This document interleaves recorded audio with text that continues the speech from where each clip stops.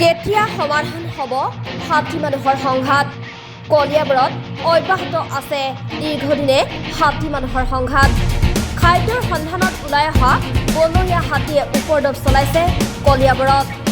মঙলবাৰে নিশা বৰুৱা চুকৰ নীলেশ্বৰ বৰুৱা নামৰ ব্যক্তিজনৰ ঘৰত বনৰীয়া হাতীয়ে উপদ্ৰৱ চলাই ধান খাই নষ্ট কৰাৰ লগতে ঘৰ দুৱাৰ ভাঙে উল্লেখ্য যে 2023 চনতো এগৰাকী ব্যক্তিৰ ঘৰত বনৰীয়া হাতীয়ে উপদ্ৰৱ চলাইছিল তাৰ পাছতো আজিৰ প্ৰতি কোনো ধৰণৰ ক্ষতিপূৰণ লাভ কৰা নাই বুলি অভিযোগ পৰিয়ালটোৰ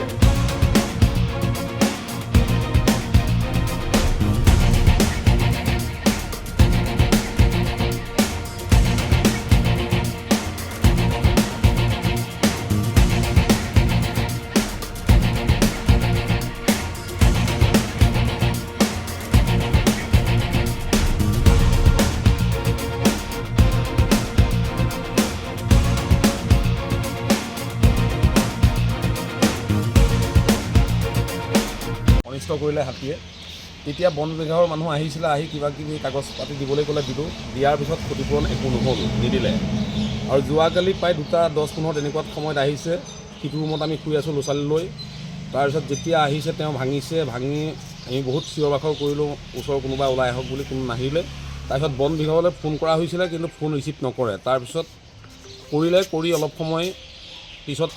আহি এনেকৈ গ'ল পিছফালে গৈ চাই কৰি তেওঁলোক গুচি গ'লগৈ আৰু তেওঁলোকে জানে যে 7টা বজাতে এই হাতীজন কালি ওলাইছে বন বিভাগৰ মানুহে 7টাৰ পৰা ৰাতি পুৱা মানে 4টা-3টালৈকে তেওঁলোকে ডিউটি দিয়াটো কৰ্তব্য তেওঁলোকৰ কাৰণ এইকেইটা দিনতহে হাতী আহিব তাৰপিছততো হাতী নাহে আৰু ইমান অনিষ্ট কৰিছে আপোনালোকে দেখিছে এতিয়া মোৰ চৰকাৰলৈ এটাই অনুৰোধ গতিকে 2023ত যিহেতু ভাঙিছিলে দুবাৰ বহুত টকা খৰচ পাতি হ'ল আমাক একো সহায় নিদিলে গতিকে এইবাৰ আৰু যাতে মানে চৰকাৰৰ ফালৰ পৰা আমাক সহায় কৰে 2023 চনত এবাৰ ভাঙিছিলে সেই খিৰিকীখন 4-5টা খিৰিকী আৰু এই দুইখন ভাঙি পেলাই ইয়াত মানে ধান আছিলে ভালেখিনি ধান খালে সেইদিনা তাৰপিছত সেইবাৰ গ'ল দুবাৰ আহিল 2বাৰ ভাঙিছে একো ক্ষতিপূৰণ তেতিয়া পোৱা নহ'ল আৰু এতিয়াও কালি আহি পেলাই প্ৰায় 2:20 মানত আহিছে আহি পেলাই সেইখন খিৰিকী ভাঙিলে আৰু সিফালে 2-5টা খিৰিকী এখন আছিলে সেইখনো ভাঙি পেলাই ধানৰ বস্তা এটা লৈ গ'ল বাকী ধানখিনি নিনিলে যেনিবা কিন্তু এইখিনি বহুত অপকাৰ কৰিলে আৰু বন বিভাগৰ লোক আহিছিল বন বিভাগৰ লোক আহিছে কিন্তু তেওঁলোকক খবৰ দিছে কিন্তু তেওঁলোকে আহোঁতে বহুত পলম কৰিছে আৰু দ্বিতীয়তে আহি পেলাই আমাৰ ঘৰত সোমোৱা নাই